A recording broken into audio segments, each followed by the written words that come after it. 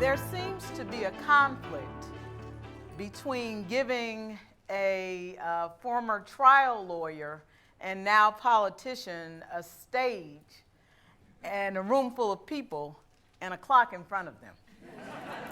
But certainly I appreciate the opportunity to come and share with you at Chicago Ideas Week, and certainly we have heard from a very distinguished group of individuals, and so I'm humbled to be counted among this group. I also am really excited to participate in a discussion on cities, given the fact that to me, cities really tell a lot about us as a country. It gives you not only an insight to innovation, but it gives you an idea of how we view important things like economic development and sustainability, but it also gives you a window of how our country, a country, treats its poor and those who really can't speak for themselves. And so this is a great discussion. So now to my city, our city, Gary, Indiana.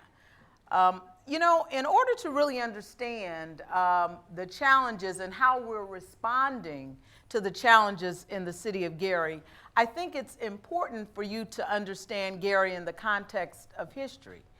And at the turn of the 20th century, Gary was created by United States Steel. And it was a company town. It was the first billion-dollar corporation in the world. And as a consequence, it created a city that quickly became known as the Magic City. It was called the Magic City because of its exponential growth. But it was also called the Magic City because it had the newest and the best infrastructure. It had the best school system, or one of the best school systems in the country. There was a place, this was a place where you could have a high school diploma and do extremely well. And many of the innovations of the industrial age, that sounds a little oxymoronic now, were there right in Gary, Indiana. So let's fast forward to the 60s and 70s when you saw the decline of U.S. steel, or at least increasing competition from foreign steel. And that also brought many of the challenges that we are now facing in the city of Gary, Indiana. We saw certainly a declining infrastructure. We saw a declining property tax base. We saw an increasing crime rate, and we saw increasing racial strife. In fact, in some instances, racial polarization. And we saw our poverty rate raised to what it is now, which is almost 30%.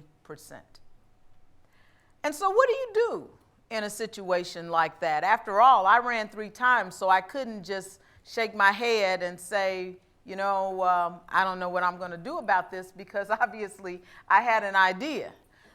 We had ideas. But what it did bring about was the importance of innovation. So I'm going to talk to you a little bit about what our answer was to that. The first thing was to develop a team concept. I know that's not a great light bulb, but to take that team concept to a level that it had not been taken in our municipal government before. And it really started first with our elected officials to say we all have to work together in order to get this done. Our city clerk, Suzette Rags, is here today.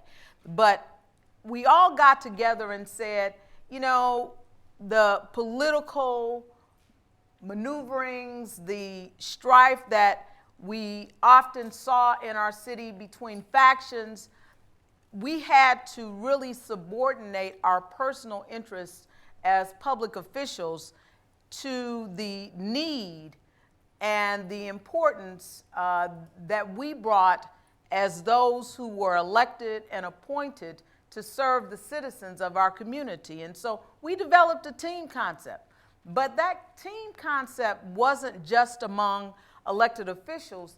It was something that we developed early on, even before taking office in our administration. And so I went to people who I knew cared as much as I did about the city of Gary, who had distinguished themselves in other cities, in private and even in public industry, and said, you know that I've just jumped off a cliff, but I want you to come and jump off this cliff with me. And we heard other speakers talk about youth.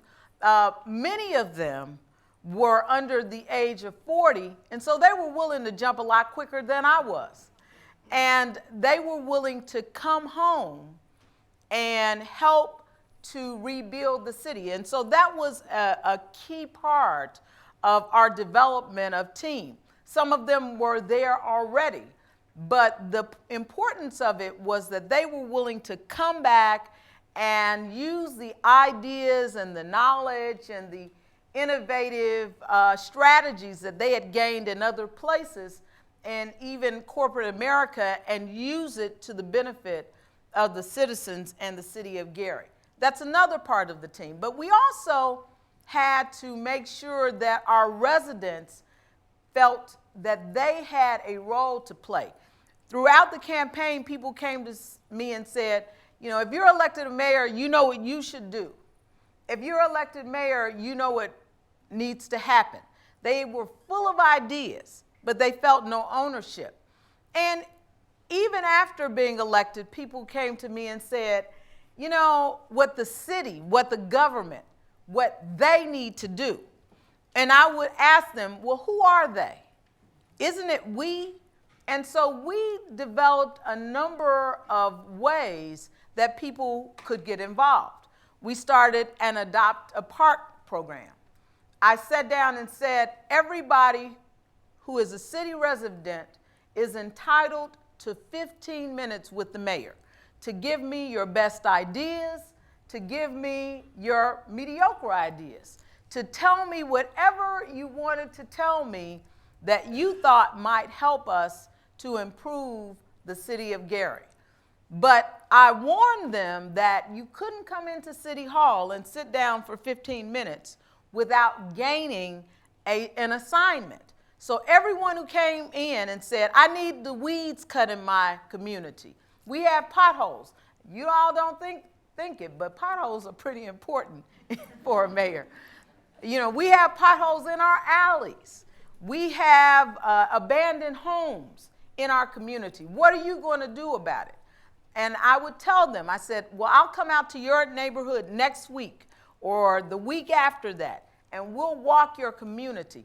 I said, but your job is to organize your neighbors.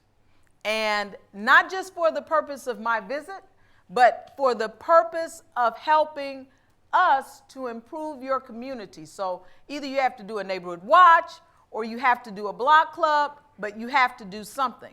And this guy who was adamant and was one of the biggest complainers that came into the 15 minutes with the mayor, not only did he have a meeting for his neighbors, now it was outside on one of the coldest days of the year, but he had it and decided that he was going to cook for them and invite them over and serve them as we talked about the changes that they wanted to see in their community. So we developed a team concept for our city.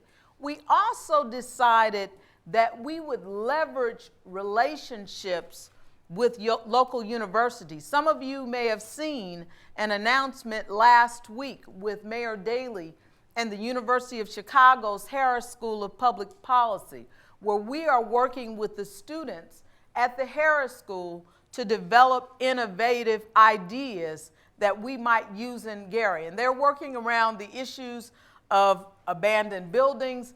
They're helping us to look at our airport and the best way to position our airport, which incidentally is the third regional airport of the Chicago area. They are helping us to also look at our budget and the challenges around our budget. as well as any other issue that we think they may be able to bring new thinking to some of our traditional intractable problems. We've already seen results from that partnership. One of the things that we've been challenged with is we've had fewer people to address general services issues, picking up tree branches, filling potholes, cleaning up dump sites, cutting trees that are on city property, things that are historically areas where you would work most in city government, removing weeds.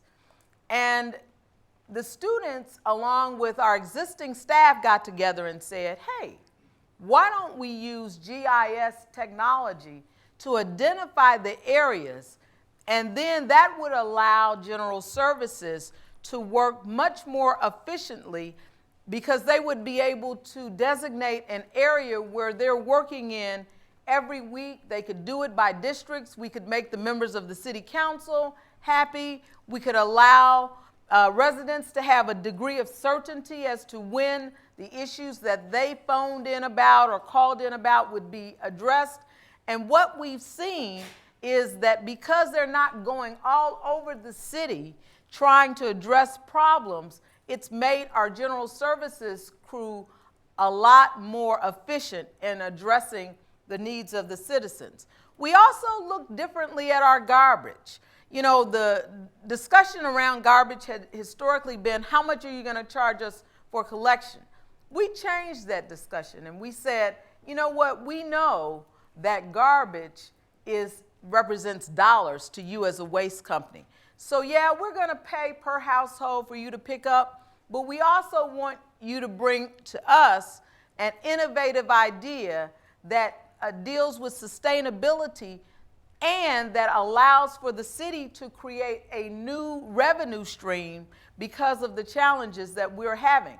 And what it resulted for us was the lowest amount that we had paid in a long time for collection, but we also got a series of ideas that will allow us to generate revenue. And even though some of the companies didn't get the contract, we'll still be able to use the revenue generating ideas to not only develop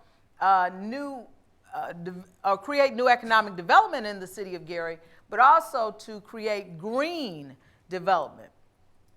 Another area of innovation that we've, well, not necessarily innovation, but something that we've been required to do that historically other mayors have not been required to do, is become more involved in education.